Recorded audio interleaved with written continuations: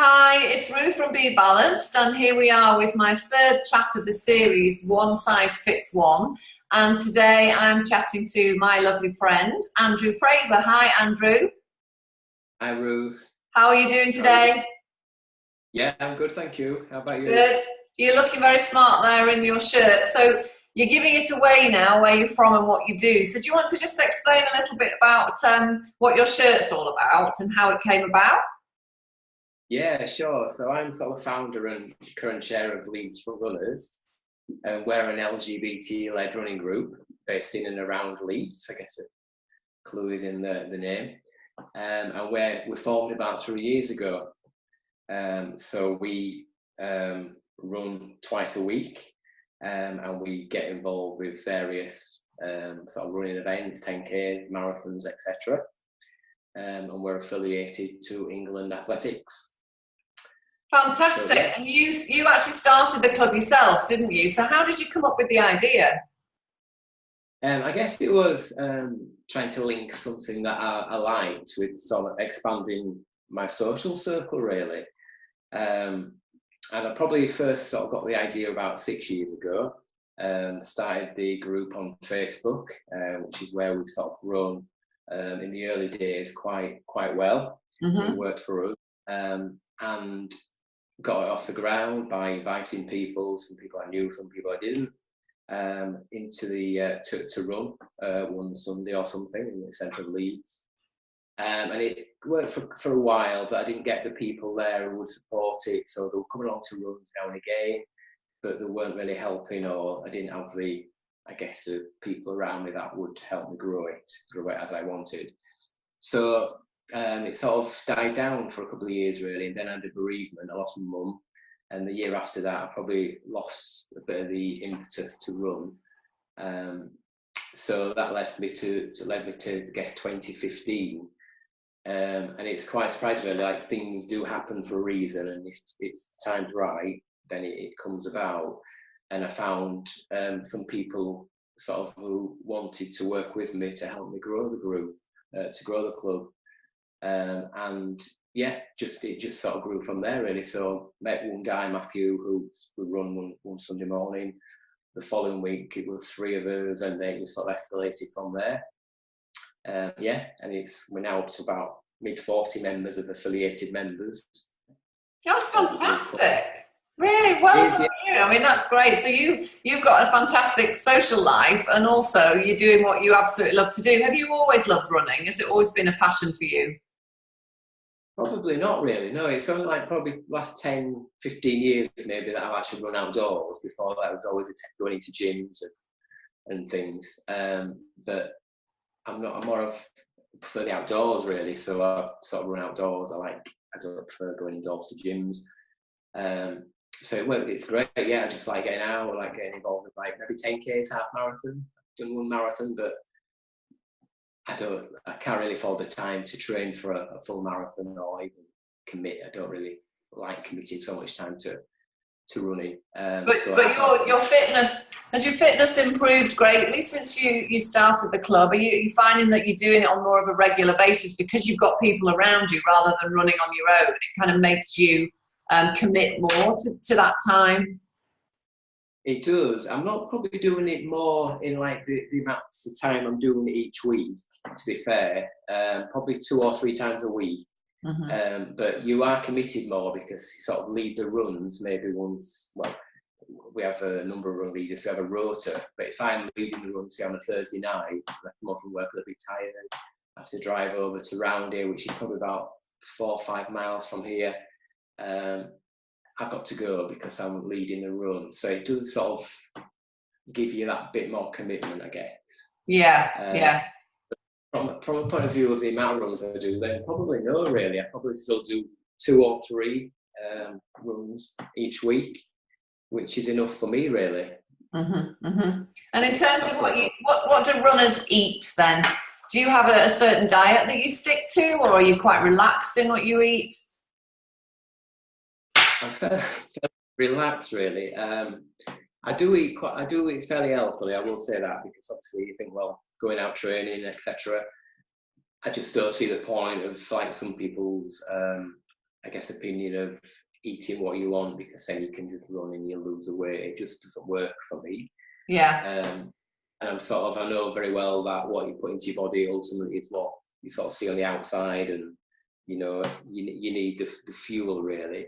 So I do tend to eat fairly healthily. Don't say I fall off the wagon and just have treats now and again, but at work, for instance, tend to have fruit during the day. Mm-hmm. I am a grazer, so I tend to take my bag full of food to work, and gradually it goes during the day. So I do sort of graze during the day and have a little bit now and again. Yeah.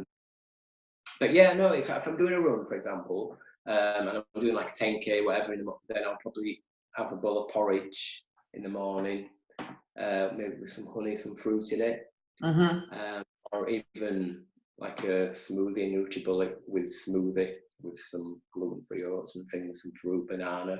That would probably be my fuel for a run. Yeah. That's and obviously hydration's important, isn't it, when you're running? So you need to keep yourself hydrated. Yeah, definitely. Yeah, I mean, I do have a lot of water. Whether I'm running or not, I tend to have water all during the day. I'll have a glass or a bottle of water aside of me at home or at work. So yeah, but yeah, when you're running, you tend to need more water, obviously. Especially like the weather we've been having when it's warmer. Definitely. Hydrate afterwards as well.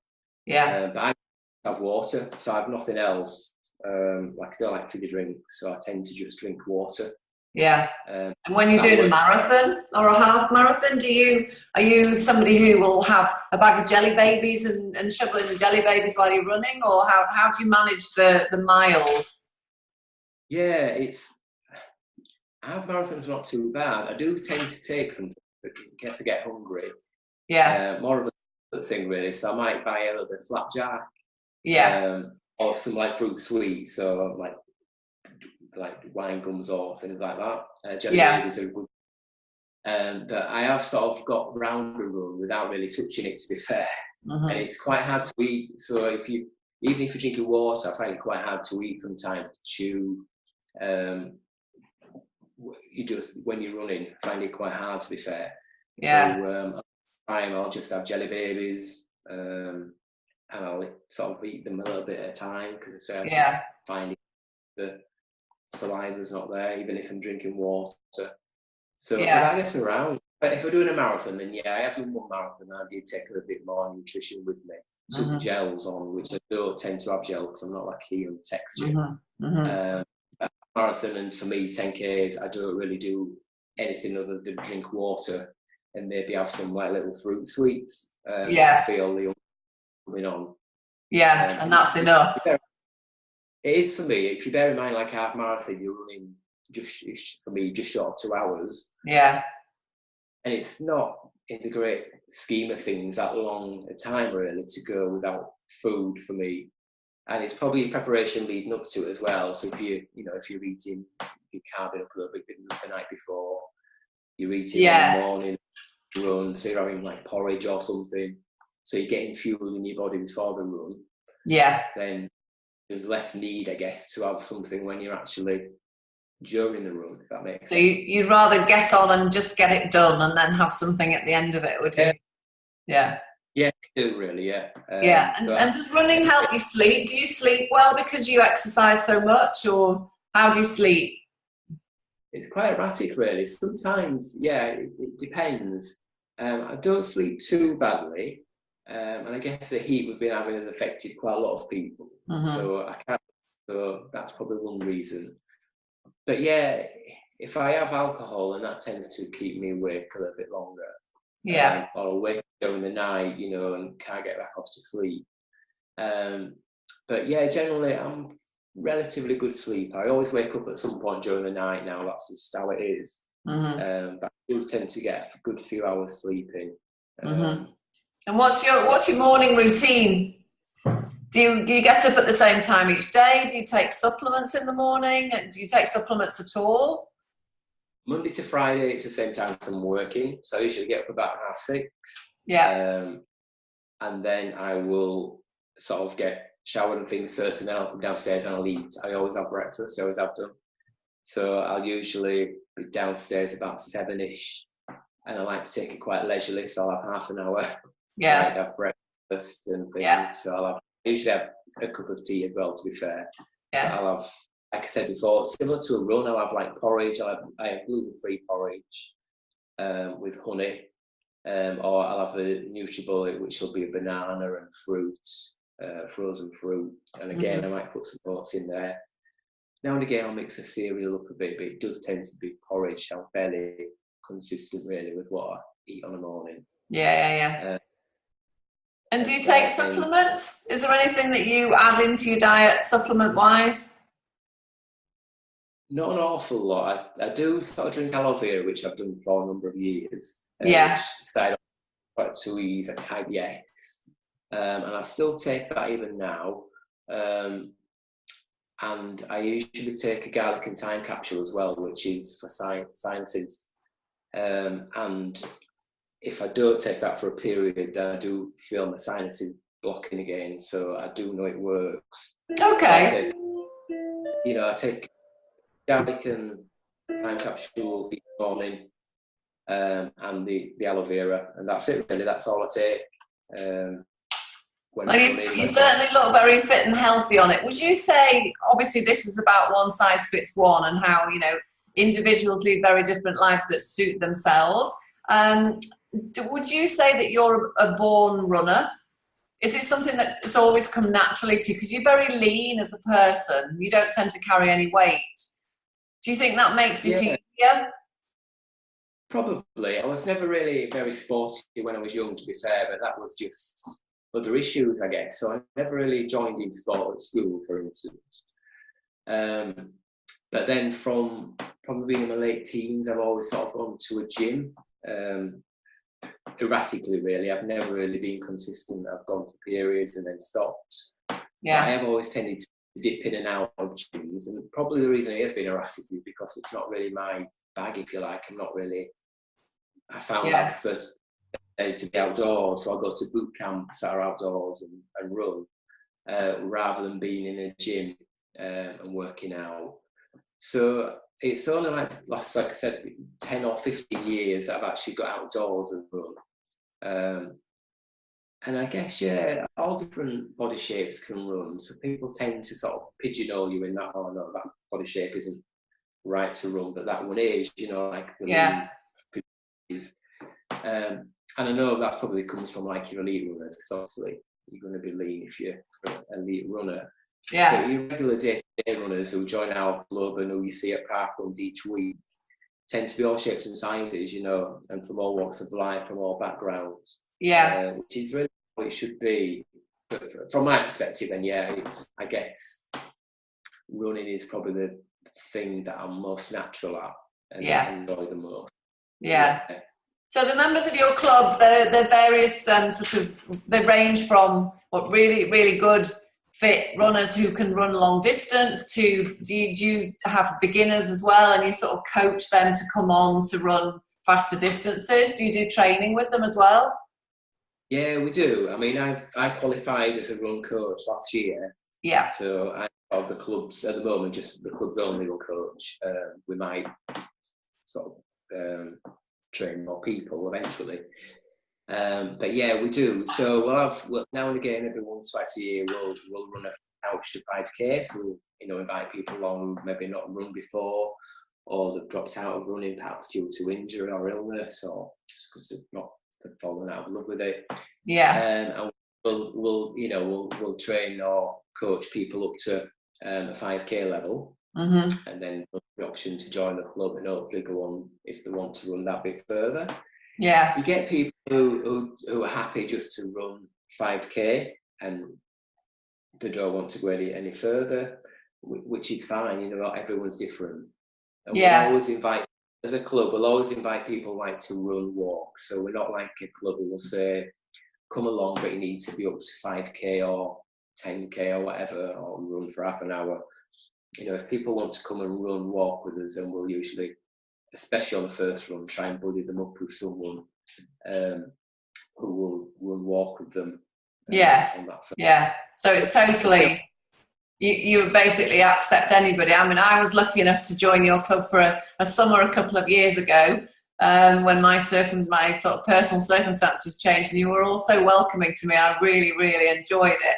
And it was great that there were so many people at various levels, and some people would go off and run a couple of laps around the lake, some people would just jog around once, and then the fact that you all meet up afterwards in Roundhay Park Cafe it was just so lovely lovely and sociable on a Saturday morning. It's a great thing to do.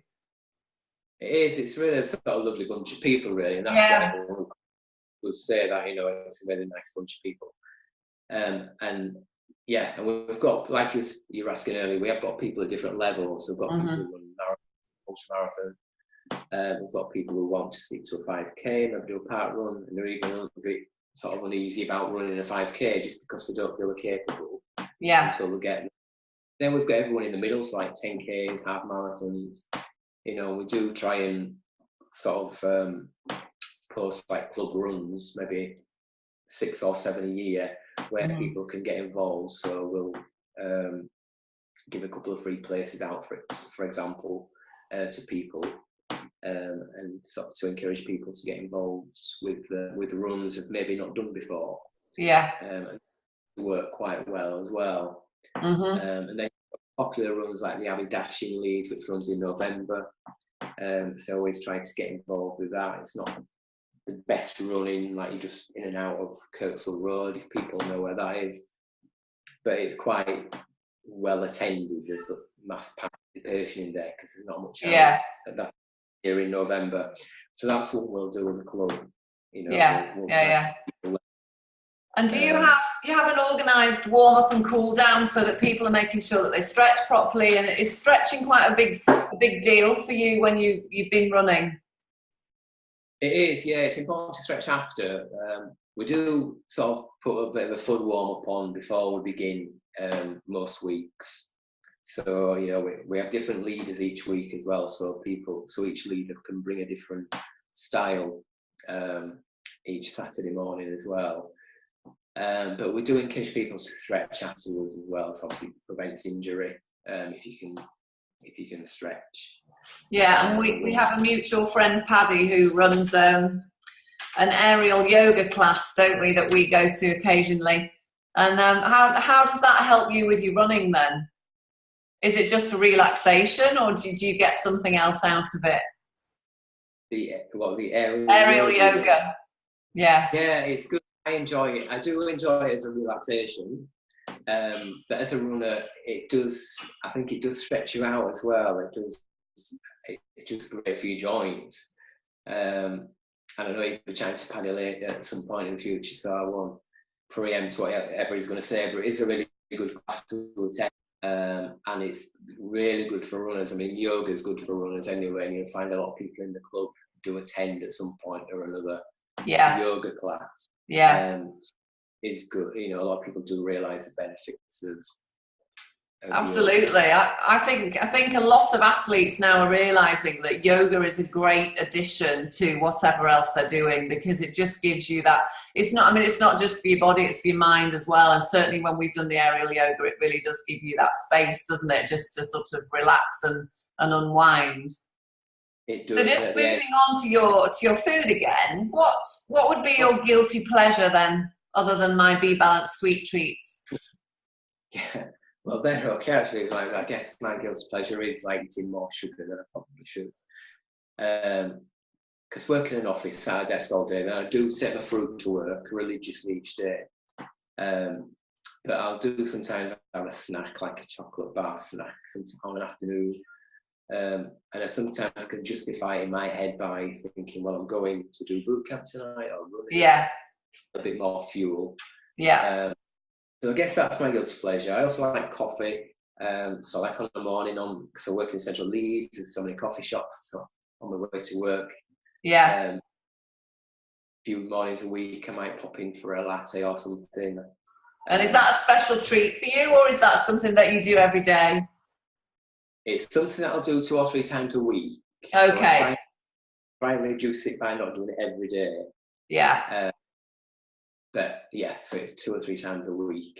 So it's not a need, it's more of a sort of a luxurious treat. Yeah, I always do it on a Friday because like it's something that you think, oh, it's a Friday, so it's coffee, you can dress down, and it's so that's like my thinking to get to Friday. You know, it's a bit psychological, I guess.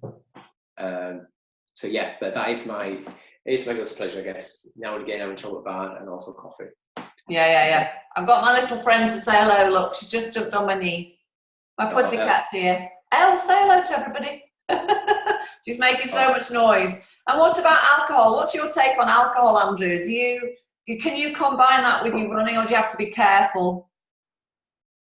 If I'm doing a half marathon, for example, I would be careful what I drink.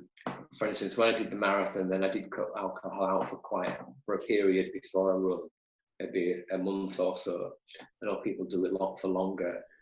But generally, I mean, I don't drink an awful lot anyway. I'll go out now and again, maybe have 3 or 4 drinks, but I tend to drive quite a lot if I'm driving, if I'm going out for a meal or something. Yeah. So I don't really drink an awful lot. Say that I probably do drink more than I think, but I don't. And when I'm sort of, yeah, so if I'm going out Friday night and I'm running the following morning with a club, that'll be fine. But if I'm doing an organised run, a 10k or a half marathon, then I'll probably be more reluctant to have much to drink the night before. Yeah, absolutely. It's not going to help you running particularly if you do it the night before, is it? It's not. I mean, even like 1 or 2 really, you know, then probably I'd resist. Yeah, it can make a big difference to your performance, I guess, can't it? I think it does, yeah, it does. It would slow you down a little bit, you know. So yeah, it's all about the time sometimes. Yeah. Okay. I know next weekend you're going to be on Radio Leeds, so would you like to just tell us a little bit about why you're going to be on there and what they're interviewing you about? Just get a plug in before then. Yeah, sure. It's talking about the club. Obviously, we've got Pride in Leeds coming up on Saturday and Sunday this week, so the 4th and 5th of August.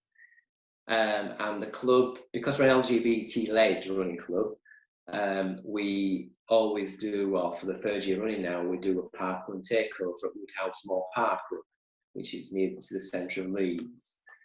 So we put the council provide a balloon arch, we have rainbow flags up, we have a few giveaways. This year we've got some rainbow laces courtesy of Black Solicitors. And I'm going on to talk about that really, to talk about the running club. I think what you touched on at the beginning, how I started the running club, what made me start the running club, and what we do. Yeah. And then our into Pride and what we're doing, you know, around Pride. And we'll be in the parade on Sunday in the centre of Leeds as well. Yeah, so that'll be good fun. It is, yeah, it is. We always have a good time, and like the park run is really good. It's a takeover, so you do certain people within the club do a certain role as well. So that's how park run takeovers work, and it's just really good for the morning. Everyone seems to enjoy it. Yeah. And it gets people involved, so it isn't just then us being an LGBT running club. You know, you're involved in the whole of the park run and the other running clubs around. So whereas Pride Parade is, you know, mainly linked to the LGBT who are in the parade, although not exclusively. I think the park run is good because it gets you out to the masses, really, I think, and that's why it works so well. Yeah, absolutely, and it's great that you can get on Radio Leeds to talk about that. You know, you know, in front of a bigger audience, aren't you? Yeah, definitely. So what time are you on, do you know? Yeah, we're on at 7:30. 7:30 next Saturday morning? 7:30 Saturday morning, yeah, bright and early. So okay. So we'll all be listening. So if I can just ask you one final question. If you had you've gone a bit dark actually, I don't know if have you got light on in your room? Better? Yay, spotlight's on you now. That's better. Have you got a piece of health advice or something that somebody said to you that stuck with you that you now live by, or any advice that you would give you know, something that you stick to all the time, which you think is great and might help somebody else, even though it's one size fits one, somebody else might be able to take something from it. Yeah, I guess, I mean, I touched on it before. I think if the time is right for something, then it happens. So I would say, first of all, don't ever give up on something. So, you know, it might take some time, longer than you think sometimes, to get to where you want to be with certain things. But if it's going to happen, it's going to happen. So, you know, stick to it. Never give up. Yeah, and I think as well, you need to have something, so like linked to sport or anything, you need to do something that you're really passionate about, that you enjoy doing. So if you're looking at sort of changing your lifestyle and maybe getting that bit fitter, running might not be for you, but there might be another sport or activity out there that is. And I think you need to find that, because if you're not enjoying it and not feeling it, then it probably won't last very long. So it's like people going to a gym, for example, after Christmas and lasting a few weeks, just because I think they need to work off the fat from the, you know, the over excesses, I guess, of Christmas. Yeah. Lose that bit of weight, and it doesn't often last very long, and I guess that's just because they're not that committed. So I think you've got to find something that, you know, you really can commit to and be passionate about. Yeah, I totally agree with you there. When I was a personal trainer, certainly with the clients I worked with, if what they were doing with me was not something that they were passionate about, then they didn't get the results. It's about finding something that absolutely suits you, isn't it? And you're very lucky in that you found running and it's perfect for you. So that's fantastic. And thank you very much for talking to me today. No, and is there anything else you want to say? No, I just, so thank you for inviting me along. And I just hope, you know, people can get one or two little snippets of, you know, good stuff from this. That'd be fantastic.